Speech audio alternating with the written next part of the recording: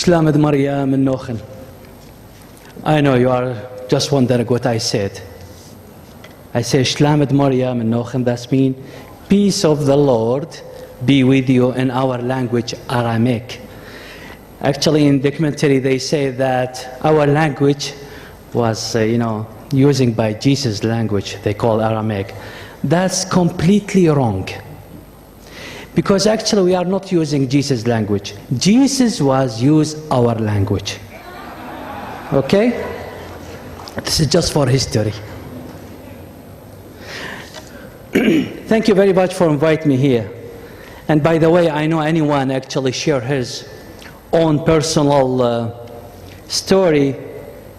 Don't think this is easy, because we are going to spend the couple days with the same feeling, with the same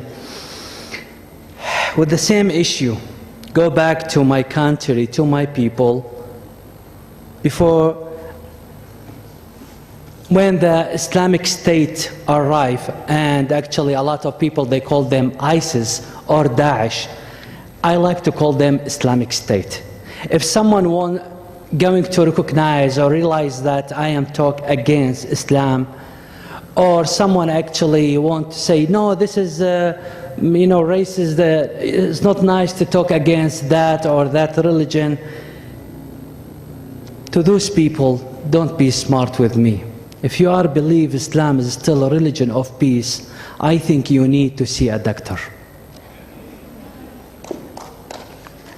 Thank you. I born in Baghdad, so I born among Muslim.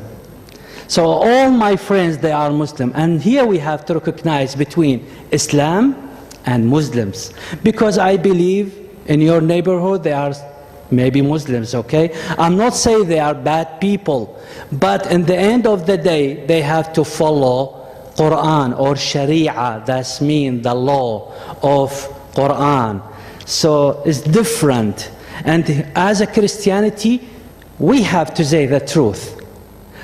When there are violence, we have to say, actually, this is violent. We cannot actually just watching and keep and say, no, we have to forgive. Yes, we'll forgive, but not forget. We will say who is behind that violence, whatever who is behind. Because Christian, they have to say the truth. 2 years ago, when the ISIS arrived to Mosul, so the declare come with Khalifa, that's been the leader, the prince of Islam. He told the Christian, you have just 24 hours to leave the city. 24 hours. And if you want to leave, you have to take with you nothing. Even they took the wedding rings, everything. So there were two people, two neighbors, one Muslim, another is Christian. So the Muslim, he went to the Christian neighbor's door, and he knocked the door. And he told him, did you hear what they say?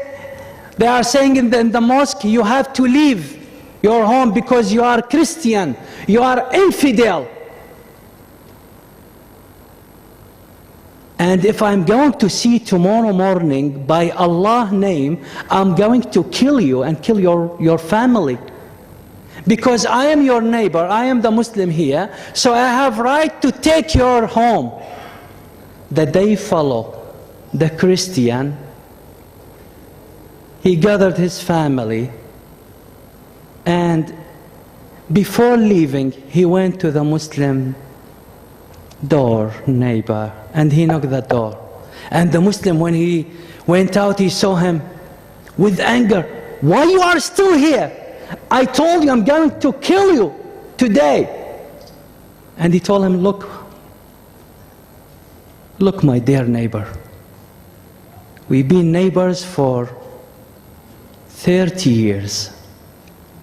And I told myself, it is shame to leave without saying goodbye to you.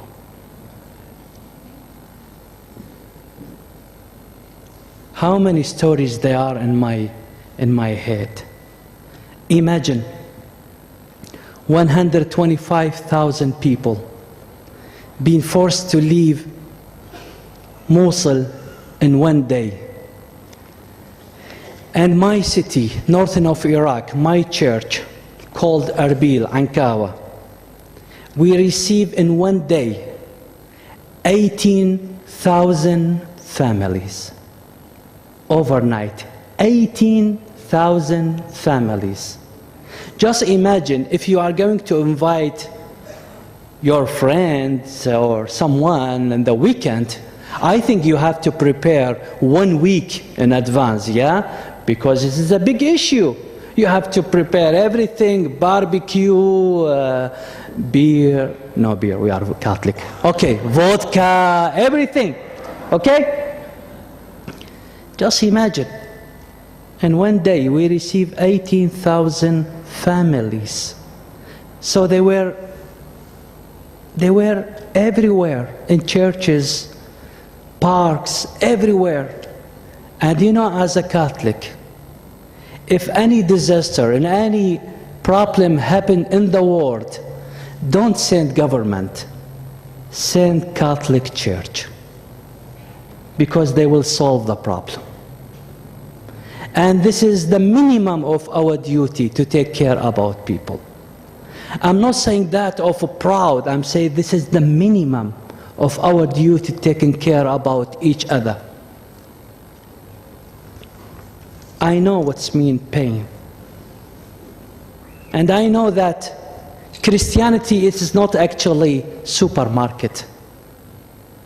When you get to the supermarket, you will pick what you like. I want this one, I want that, okay? You have no idea, women in my country, when they want to shop, oh my goodness, maybe 2 days, okay? Just for bread, 2 days. But actually Christianity is not supermarket. Christianity is one package. Love it or leave it. You cannot say, yeah, I'm a Christianity during the day, but during the night, no, it's actually a Friday night. No, this is Christianity. If you look to my people, what you saw actually in that documentary, no one of my people blamed God. No one. No one blames God to what happened. No one. And I know a lot of people, even if they got flu, they will say, God, why you are punish me? It's just a flu. I know what's been pain. In Baghdad,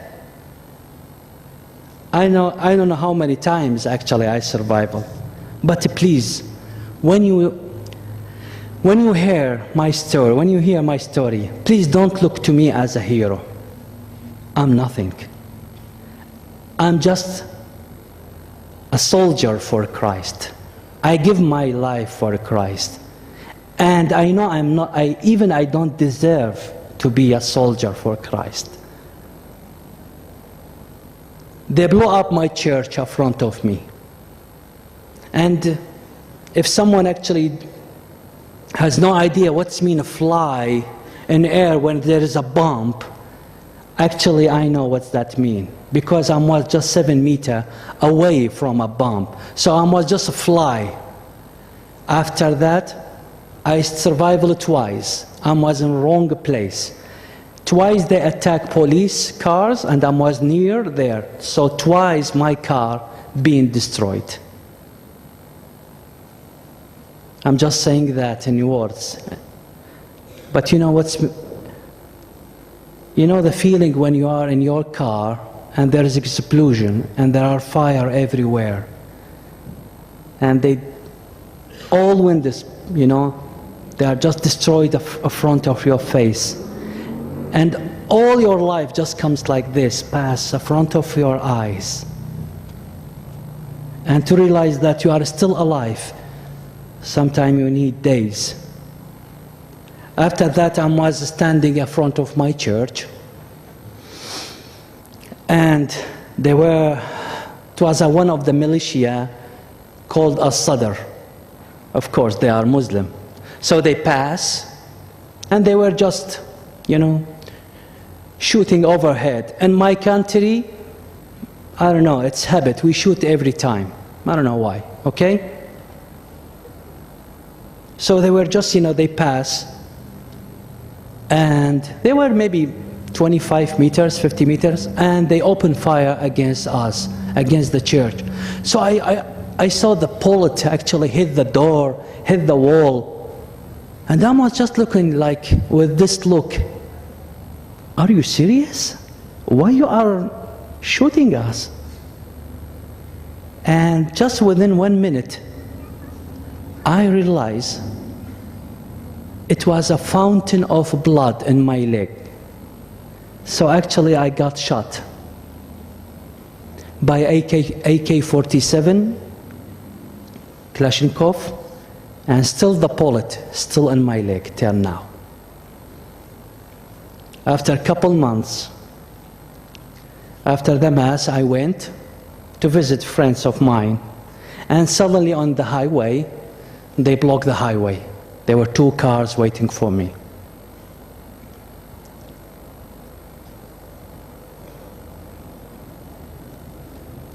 And they opened the door with many bad words,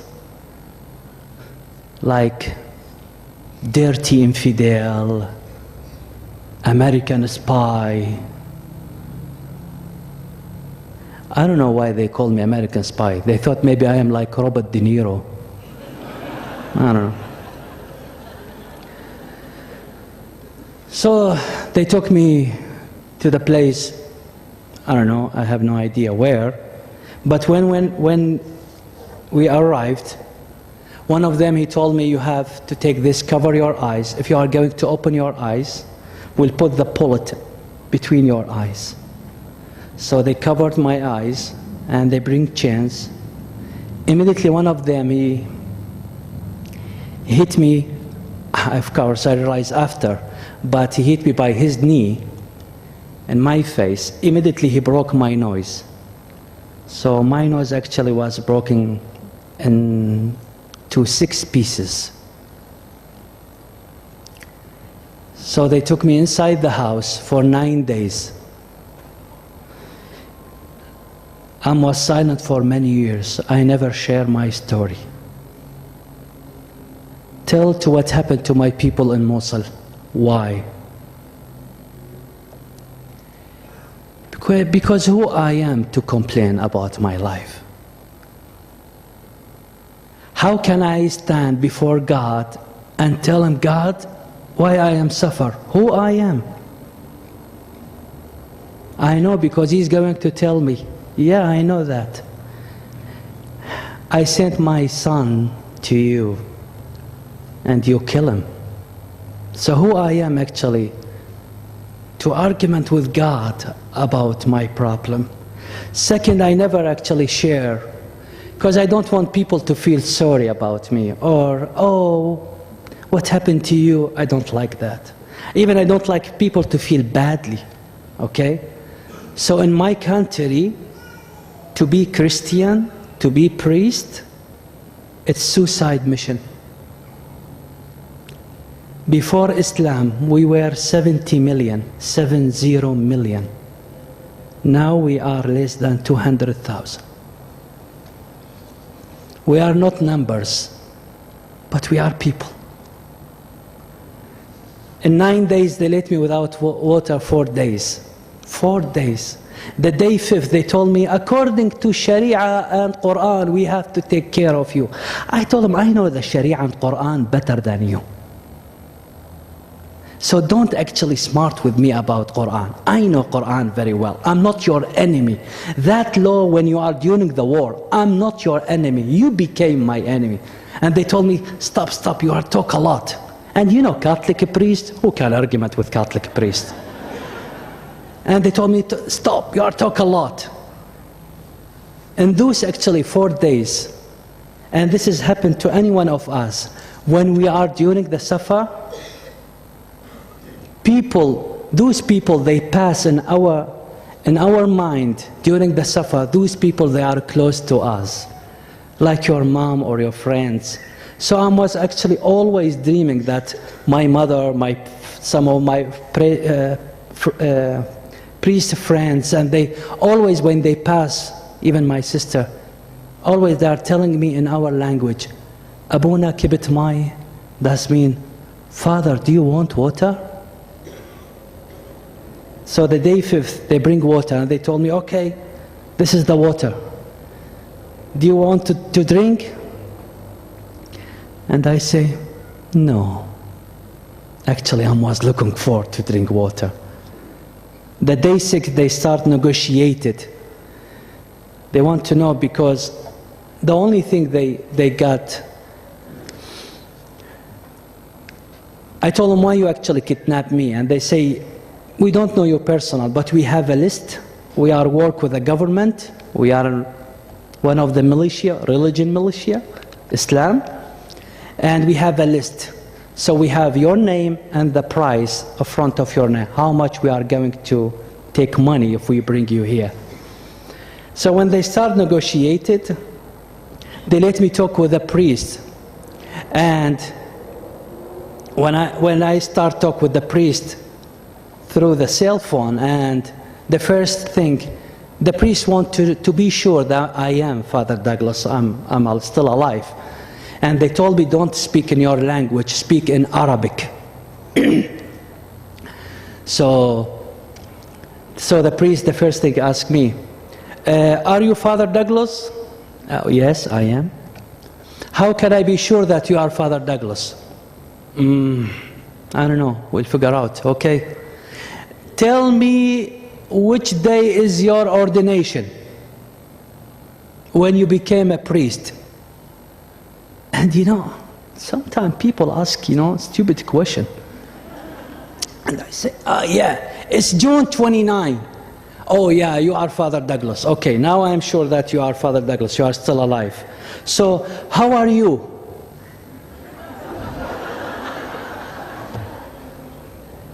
So what's supposed to be the next question? My favorite color? I'm fine. Okay. And he told me, what you think? He actually was able to pass one word in our language, in Aramaic. And I told him, Ayela. Ayela, it's mean. It's over.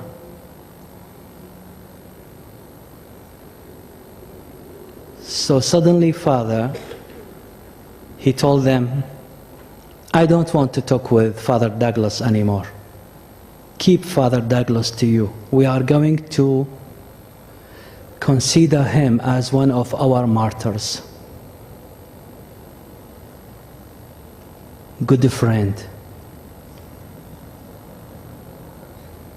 And of course, no need to explain why he did that. Sometimes it's better to be in the hands of God, not to be in the wrong hands of devil.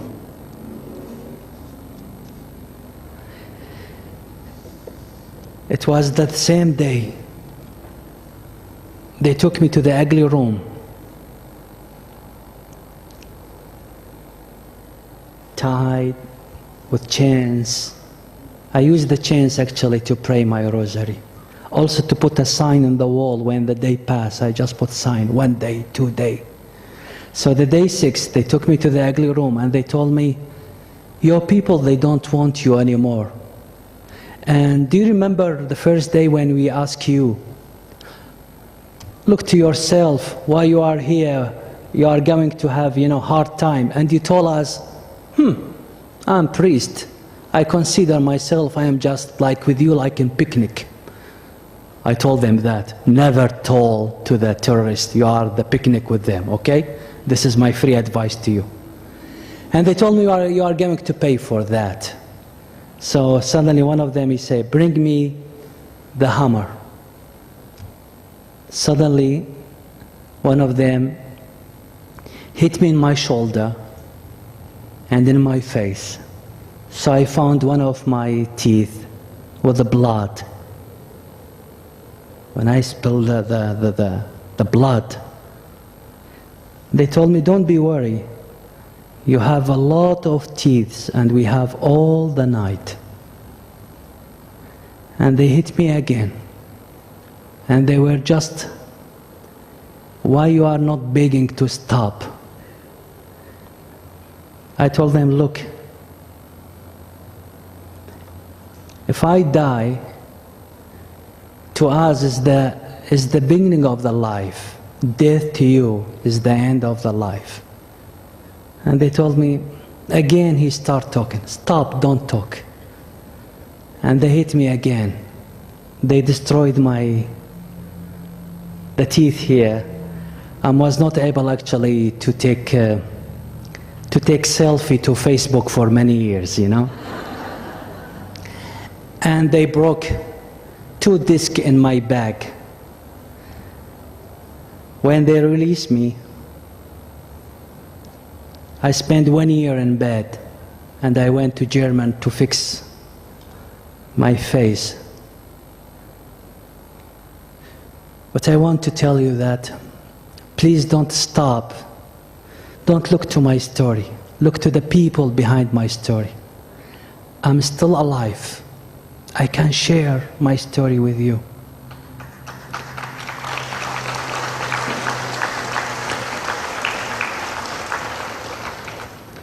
Even this is what I don't like. I told you I am not hero, okay? So,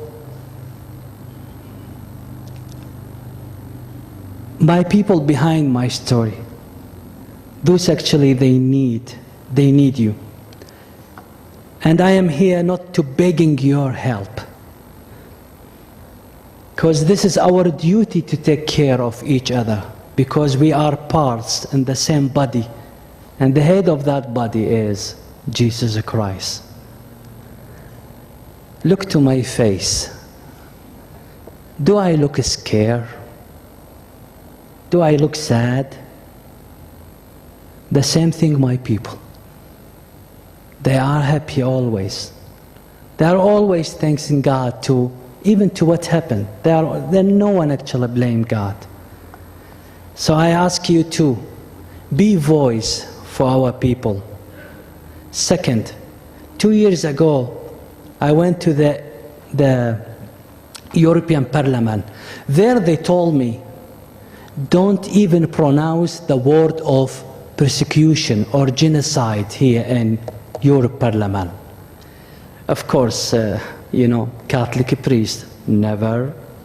So I went there and I told them what happened to my people is a genocide. And they told me, no, you cannot say that here. And I told them, look, Europe, the cancer, it is at your gate. When the cancer gets into your country, that's it. When they start actually bombing and attack Paris and the other cities, they invite me again. And they told me, now you can actually use the word genocide or persecution. And I told them, actually now, I don't feel that Europe is safe anymore. So if you are here in New Zealand, you say, oh, we are really far. Don't be sure of that. I born among Islam. I know them very, very well. They are pretending they are good people, but they are not. So wake up and be smart. I'm not pushing you to hate them. No, I'm actually just telling you to wake up. Because actually, Jesus even tells us to be gentle like dove, but to be wise. We are not stupid. We are till the end with Christ. And I believe they are going to finish us there in Iraq. And I'm not sorry of that. But please, are you going to tell our stories? I'm begging your prayer. And last thing, I want to tell you that the church in Iraq never give up. And we will never, never give up. Amen.